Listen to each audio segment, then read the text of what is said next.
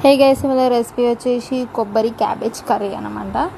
ఒక కుక్కర్ తీసేసుకొని దాంట్లో ఆయిల్ వేసేసుకోవాలి.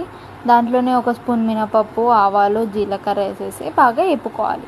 దాంట్లోనే ఉల్లిగడ్డలు, కరివేపాకు, ఇంకా పచ్చిమిర్చి వేసేసుకొని బాగా వేపుకోవాలి.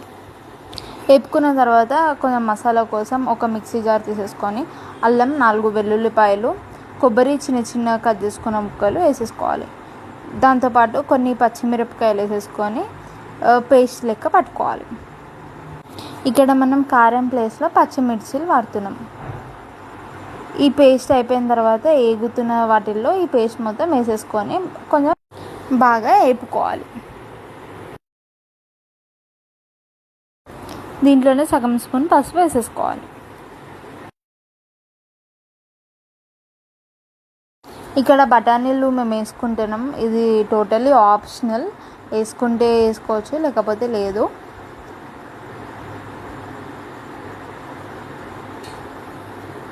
దీంట్లోనే చిన్న చిన్న కట్ చేసుకున్న క్యాబేజ్ ముక్కలంతా వేసేసుకొని బాగా మిక్స్ చేసుకోవాలి.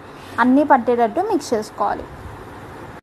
ఇంకా రుచికి సరిపడా ఉప్పు వేసేసుకొని కొంచెం హాఫ్ గ్లాస్ వాటర్ వేసేసుకొని 2 విజిల్స్ వచ్చేంత వరకు ఉంచాలి.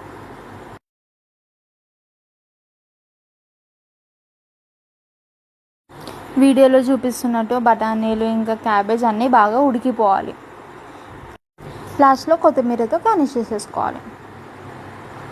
ఈ వీడియో కనుక మీకు నచ్చినట్లయితే please like, follow, share and subscribe to my channel.